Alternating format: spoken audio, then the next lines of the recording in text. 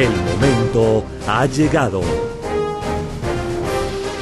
Todas las naciones, todos los medios de comunicación, la Iglesia de Jesucristo se reúne para oír al regidor de los gentiles, el que murió, resucitó y volvió a vivir.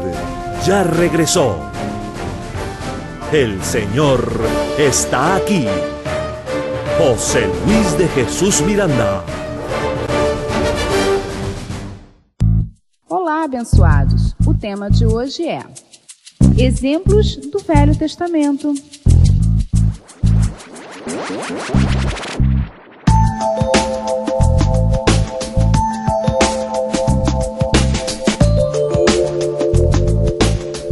Te deixamos com Jesus Cristo homem.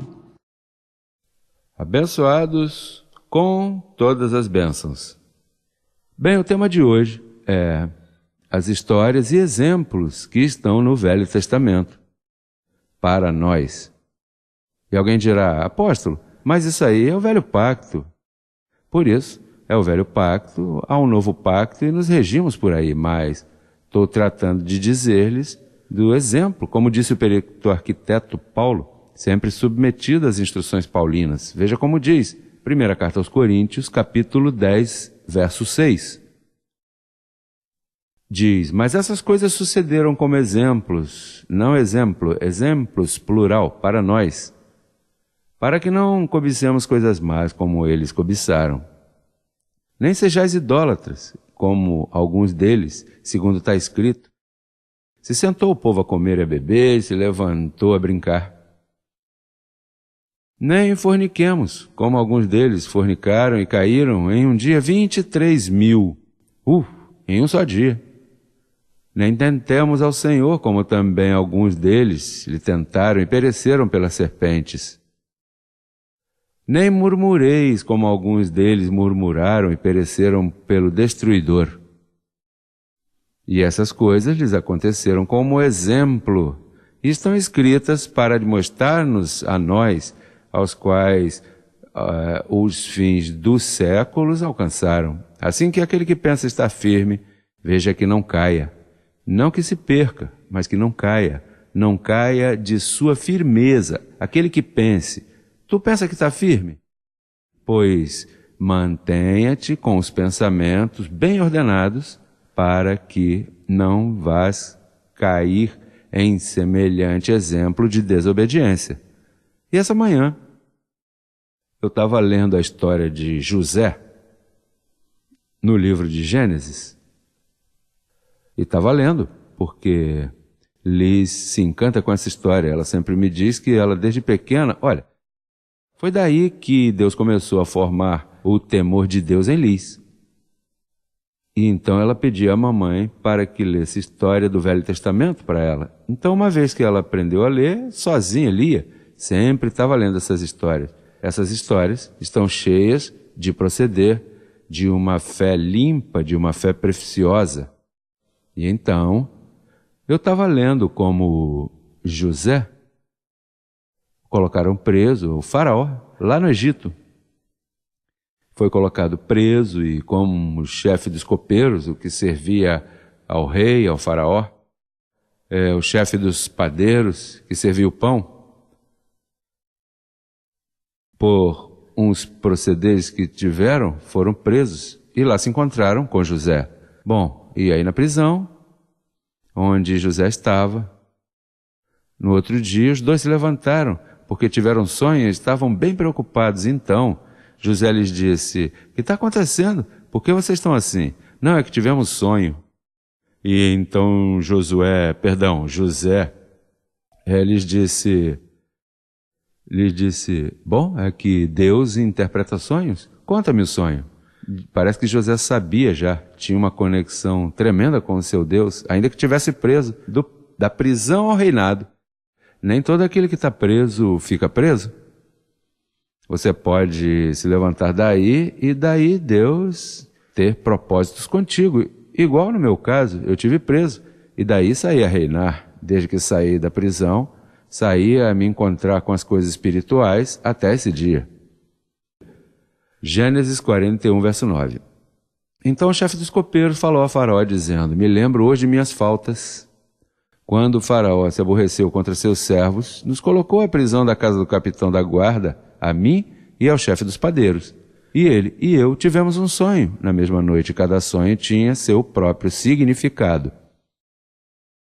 Agora, Faraó, veja que diz o chefe dos copeiros: estava ali conosco um jovem hebreu, servo do capitão da guarda, e contamos a ele, e ele nos interpretou nossos sonhos, e declarou a cada um conforme a seu sonho, e aconteceu que, como ele nos interpretou, assim foi. Eu fui restabelecido em meu posto, e o outro foi pendurado, enforcado. Então Faraó enviou e chamou a José, e o sacaram apressadamente da prisão. Se barbeou, mudou seu vestido, e veio a Faraó, e disse Faraó a José: eu tive um sonho, e não há quem interprete, mas ouvi dizer de ti que houve sonhos para interpretá-los. Respondeu José a Faraó, dizendo: não está em mim. Deus será aquele que dê resposta a você, Faraó. Então Faraó disse a José: em meu sonho me parecia que estava na beira do rio e que do rio subiam 7 vacas de grossas carnes e linda aparência que apacentavam no prado. E que outras 7 vacas subiam depois delas, magras e de aspecto muito feio, tão extenuadas que não vi outras semelhantes em feiura em toda a terra do Egito. Bom, enfim, para encurtar a história, Josué interpretou esse sonho a Faraó. Então logo o interpretou e lhe explicou o significado de que viria um tempo de prosperidade por 7 anos, e então Josué, ou José, deu instruções ao presidente do Egito, ao Faraó. Então, eu escrevi aqui várias notas, e é que virão momentos difíceis, estamos falando agora, porque isso foi exemplo para nós. Agora, virão momentos difíceis sobre a terra. E da mesma maneira que José foi levantado sobre toda a terra, assim também, mas com uma maior glória, Jesus Cristo homem, este servidor, será transformado e governará sobre toda a terra. E não só isso, que os mesmos líderes, os faraós deste século, terão que se render e dizer: olha, encontramos sabedoria neste ministério, em Jesus Cristo homem. E se lá na lei, imagina, viram a mão de Deus manifestada, e imagina neste pacto que tem maior glória, com mais excelência, assim que vosso trabalho no Senhor não é em vão. Será até uma próxima ocasião, onde seguiremos dando instruções das coisas que virão logo sobre a face da terra. Estejamos atentos, ombros erguidos, fazendo como devemos fazer, funcionando, trabalhando responsavelmente, remindo bem o tempo e sendo fiéis em todas as coisas que Deus põe em nossas mãos. Abençoados com todas as bênçãos, os amo muito.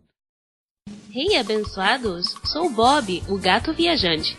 Eu gosto de viajar pelas nações e contar as coisas que vejo. Hoje vou contar a vocês o que aconteceu a meu amigo Memo.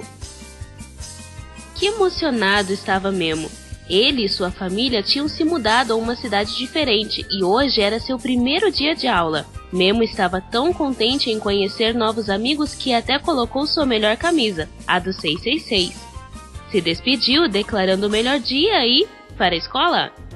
Mas quando chegou na sala de aula, todos estavam em um ânimo bem diferente. Todos olhavam estranho para ele como se não gostassem dele, e até o professor olhava sério para ele.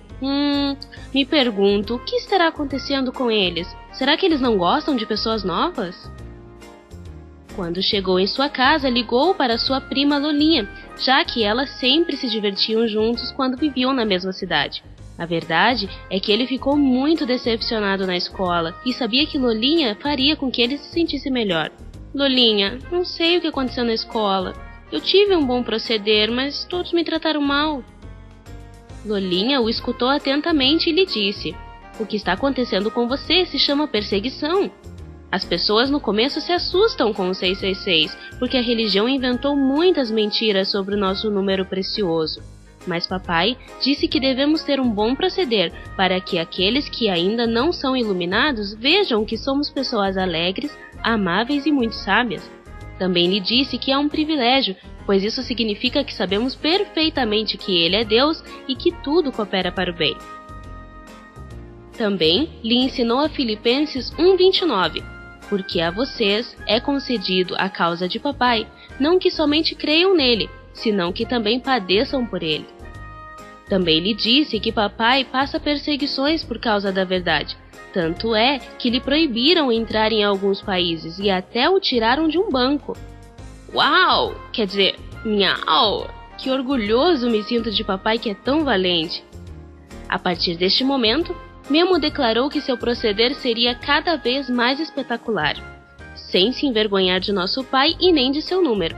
Foi assim que, pouco a pouco, todos começaram a ver que Memo era o melhor estudante e também o mais amável, e que, graças a seu proceder, alguns receberam a palavra e foram iluminados. Até o professor ficou cortado. As histórias dos abençoados sempre terminam felizes. Bem, nos vemos quando eu volte da minha próxima viagem pelas nações. A cobertura é com vocês!